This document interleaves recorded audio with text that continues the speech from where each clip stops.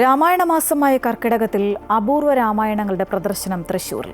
വിവിധ ഭാഷകളിലുള്ള 220 രാമായണങ്ങൾ സ്വന്തമായുള്ള കണ്ണൂർ സ്വദേശി മണത്തറ പത്മനാഭനാണ് വേറിട്ട രാമായണങ്ങളുടെ പ്രദർശനം നടത്തിയത്. എങ്ങും രാമായണശീലുകൾ നിറയുന്ന കർക്കിടകത്തിൽ രാമായണത്തിന്റെ വേറിട്ട ശേഖരം തൃശൂരിൽ അവതരിപ്പിക്കുകയാണ് കണ്ണൂർ കൊട്ടിയൂർ സ്വദേശി പത്മനാഭൻ. ഇത്രയും വ്യത്യസ്തങ്ങളായ രാമായണങ്ങളുടെ ശേഖരം ഒന്നിച്ച് അവതരിപ്പിക്കുന്നത് ഇതാദ്യമായാണ്. രാമായണ സന്ദേശ പ്രചാരണത്തിനായി ജീവിതം ഒഴിഞ്ഞുവെച്ച ഇദ്ദേഹത്തിന്റെ ശേഖരത്തിലുള്ള 227 രാമായണങ്ങളാണ് പ്രദർശിപ്പിച്ചത്.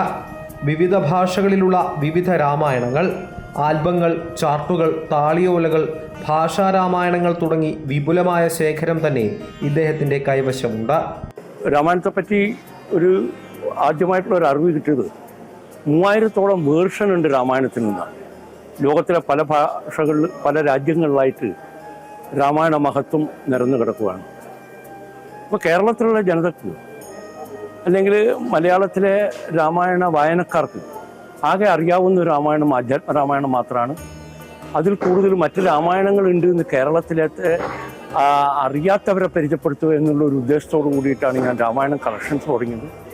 അധ്യാത്മ രാമായണമാണ് നാം പൊതുവെ കാണാറുള്ളതെങ്കിലും ഈ പ്രദർശനത്തിൽ മുത്തശ്ശി രാമായണം, സമ്പൂർണ്ണ രാമായണം, വാൽമീകി രാമായണം, രാമായണ കഥാകൃതം, ആശ്ചര്യ രാമായണം, അത്ഭുത രാമായണം, വയനാടൻ രാമായണം, വസിഷ്ഠ രാമായണം, ഇങ്ങനെ നീളുന്നു രാമായണത്തിൻ്റെ ശേഖരങ്ങൾ.